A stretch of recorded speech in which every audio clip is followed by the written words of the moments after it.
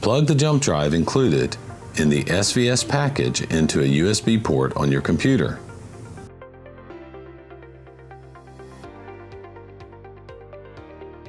Double-click the setup.exe file to automatically run the Install Shield wizard.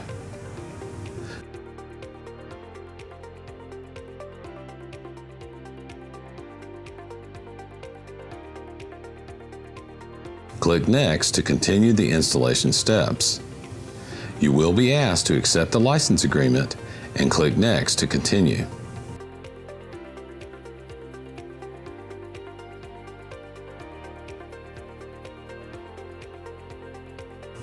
Click Install and the installation wizard will install the program. When the installation is complete, select Finish to exit the installer. Then, remove the jump drive from the USB port. Next, we'll connect the cables and set the COM port to communicate between the Examiner Elite Verifier and SVS on your computer. It is important to use the bidirectional USB serial communication cable, which was included in the SVS kit. Other cables may not work because they only support one-way communications. Open the Windows Control Panel. Select Hardware and Sound, then Device Manager,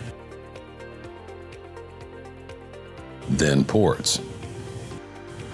Once Ports is open, take note of the port number of the prolific USB serial COM port, which is recognized as activated by the communications cable because that is the port you'll want to set in SVS. Next, open SVS on your computer. Select Tools, then Communication Port. Then select the communication port which corresponds to the one which was activated in Device Manager. Next, plug the RJ45 modular connector end of the communications cable into the base of the Examiner Elite. Connect the Examiner Elite power supply to the communications cable. Connect the secondary power cable to the Examiner Elite power supply. Plug the secondary power cable into a standard wall or power outlet.